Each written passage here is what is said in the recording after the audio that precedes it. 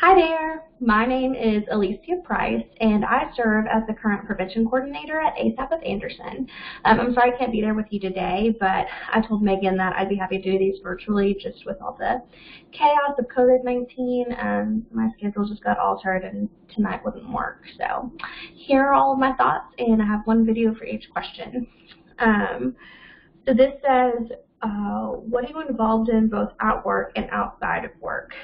So in my current role at ASAP of Anderson, our mission is to prevent and reduce substance misuse in Anderson County. So we work with different organizations all across Anderson County to ultimately find a different path for folks to not pick up substances in the first place, focusing on alcohol, tobacco, and anything opioid or prescription drug or non-prescription drug.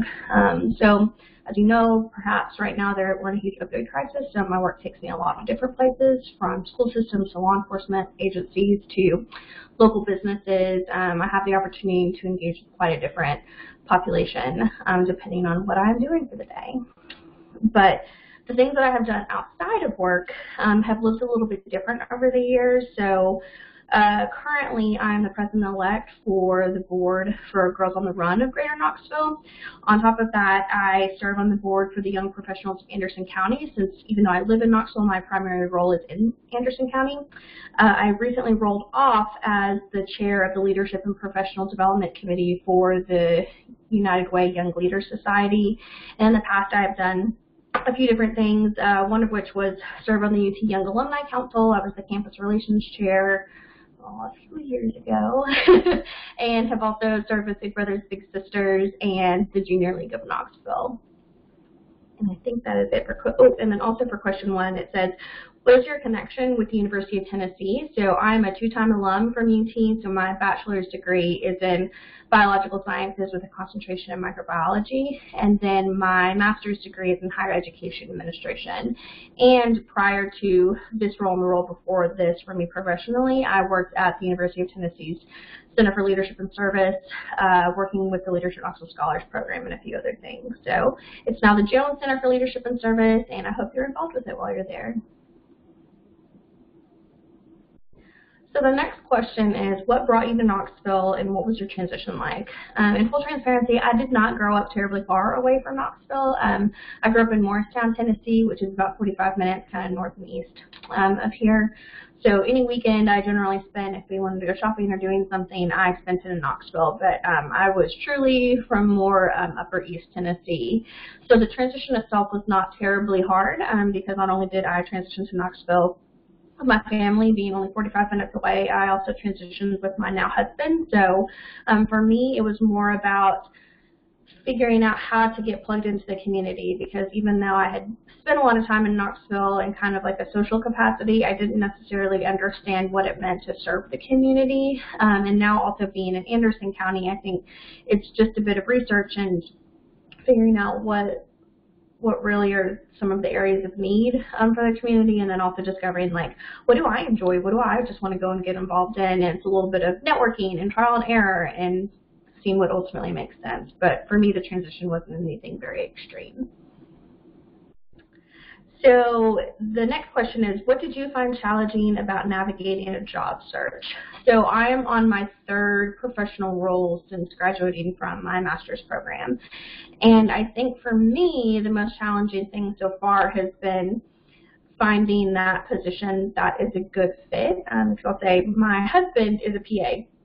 So for him, if he is going to look for a job, he is going to go to Indeed.com and he's going to plug in physician assistant, and then things are going to auto-generate for him. I think my path has been a little more untraditional in that there's not just that simple, like, okay, I have this degree, I have this set of skills, and I'm going to go do, this job. So for me, it's been trying to piecemeal together, okay, what is my skill set, what are the things I'm passionate about, and then what do I ultimately want my career trajectory to be, and then trying to place my experiences with organizations that it makes sense and that I believe in. And so the hardest part, though, is that none of the positions I have ever applied for have actually been on a job board. So, for example, my first one out of grad school, I think it was posted for maybe a week online, but I had learned about it well before then and interviewed for it, I think, the first day that the actual application went live. My second position, there was never a position description actually for it at all. So I got a phone call from an individual who I was familiar with that said, hey, we're about to open this position in our organization. I think you'd be a really great fit for it. Send me your resume. And then I had an interview 2 weeks later, and then I had a job within 3 weeks of that. And then with my current role, it was a little bit different because I think my job search was a little more complicated because the organization I'd worked for was a nonprofit that unfortunately dissolved. So I had currently been laid off, and I had to find something with a fairly quick turnaround. And like I was saying, there was nothing on job boards that seemed to really make sense to me since I have a bachelor's in microbiology, a master's in higher education, and then my former role was in kind of health promotion, nonprofit coalition building. So it's very open-ended in a way. But this role also kind of fell in my lap that it wasn't posted anywhere, but I had received a phone call from a friend saying, hey, this position's open. I was considering it. I realized it's not a good fit for me, but I think it would be a good fit for you. And sent her my resume. Within 10 minutes, got a phone call from the executive director of the place that I currently work for and interviewed on the spot. And we had a formal interview in person the following week, and she offered me the job on the spot. So very untraditional, perhaps, path or way of getting jobs, but I think for me it's always been about who did I know and who have I built relationships with that will go on a limb for me to help me find something that ultimately makes sense and is willing to pass my resume along and find me a position that might not necessarily be posted online. So it says, what did you find uplifting and comforting during your initial searches? I think for me, it was all about the network of people that I knew. I almost always had a group of people kind of rallying behind me, willing to be my reference, willing to put in a good word for me, willing to make a phone call to anything that I was applying for. And that was always very encouraging because I think it's a testament to the relationships that you build and the people that you have made true friendships and true professional relationships with. So I think for me that was incredibly helpful, that I always felt like I could call a number of people and say, would you be willing to vouch for me? Would you be willing to speak about this skill set that I have? Do you think I'm a good fit for this? I did have a number of those conversations to say, hey, I'm considering this position. I found it posted here or there. I'm a little bit indifferent about it, or I don't know if I'd be a perfect fit because of X, Y, or Z. And that they would shoot me straight and say, yes, I think you're perfect for that, or actually maybe you should consider something like this, or why are you interested in that in the first place, and really ask me some of those hard questions that I might not traditionally be willing to ask myself, depending on what the situation looks like. So this question says, can you tell us about a time where you stepped outside of your comfort zone during a job search? And I would say actually that was in my last job search before I got my current position, that they asked me to do a lot of things immediately on the spot. You know, for me, I'm a planner. I want to be able to tailor my resume exactly to whatever experience that I'm applying for, or that I have my name in the hat for, if or when it makes sense, and to really think through potential questions that people might ask me, because specifically my roles have looked different from job to job. I really do have to have that time to kind of process and go, okay, what transferable skills do I have that are going to work or make me successful in this position, because sometimes it could be a little unclear. So to give you a little history of my career path, because I think I've only vaguely mentioned them in the questions beforehand, my initial position, I worked in the Center for Leadership and Service and did mainly leadership, volunteer, and civic engagement type programming, but I also taught leadership development classes, and I worked very heavily with an organization in Knoxville called Leadership Knoxville. And so from that position, I moved to the nonprofit setting when I worked for the Governor's Foundation for Health and Wellness, and that role had very little to do with leadership development and volunteer management, and a lot to do with kind of public health and grassroots coalition building. So our mission was to basically just elevate the health of Knoxville citizens through through physical activity, nutrition, and tobacco cessation. So really different from leadership and service over to the Governor's Foundation for Health and Wellness. But my current job does speak to my former job a little bit better now, since I worked for the Governor's Foundation for Health and Wellness, which had that focus on kind of physical health, over to ASAP of Anderson, which focuses on substance misuse prevention. So since I already had a tie to tobacco in that Governor's Foundation role, my current role also has that tie to tobacco, but also to different substances also. So I think for me, the part about all of this that was stepping outside of my comfort zone was having to interview basically on the spot, right? I mean, it was very literally like a 30-minute process, which was an individual that I was very familiar with that thought I could be a good fit for my current role, calling me, telling me that she had been told about this position, saying that she didn't think she was a good fit for it, but if I was interested, could I send her my resume? And she would have passed it along because she thinks I'd be a good fit for the role.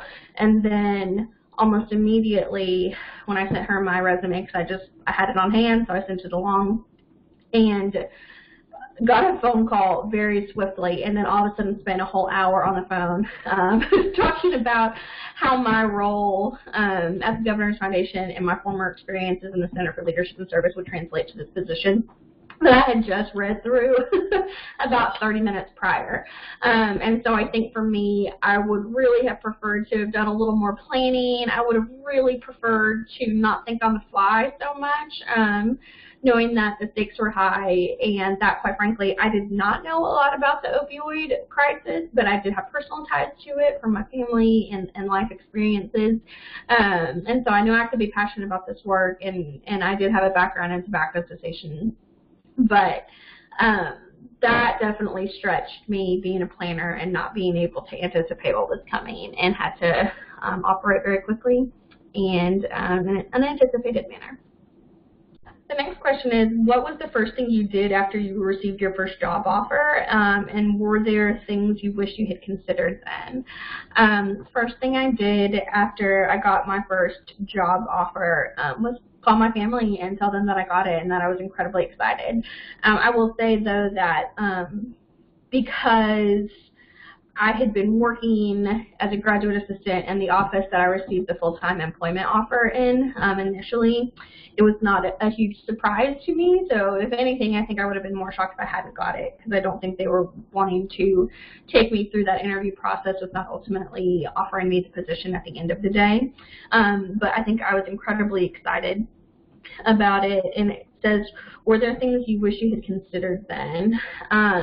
No, I think the first job that I had was a really incredible opportunity for me. I think the networking and the people that I got to meet through my role with the Leadership Knoxville Scholars Program set me up so well to do the work that I'm currently doing. And in fact, I don't know if I would have had the career trajectory I had at all had I not had that position. So I have no regrets whatsoever for my first job offer and the process that unrolled after that. For me, it was like I kind of knew what the salary was because the salary was already set. I knew who my supervisor was going to be because she was already my supervisor, and so I understood those dynamics, and I felt like I had an opportunity of a lifetime to build a program from scratch and to engage with very high-level community leaders and learn from them, quite frankly. So nothing I would change. I felt very fortunate for my first position. So this says, what do you do to help take care of yourself working in your current role? So since I'm still a little bit newer to my role, so I started this position in late July 2019, and I was 7 months pregnant.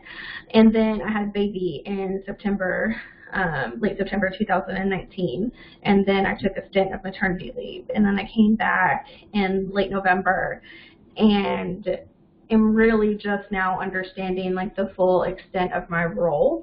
I think for me, just this taking care of myself during working is just a challenging thing currently, because I have 2 kids under age 4 and a husband who had recently finished a master's program and graduated and was unemployed for a brief period before he got his job, and I was the only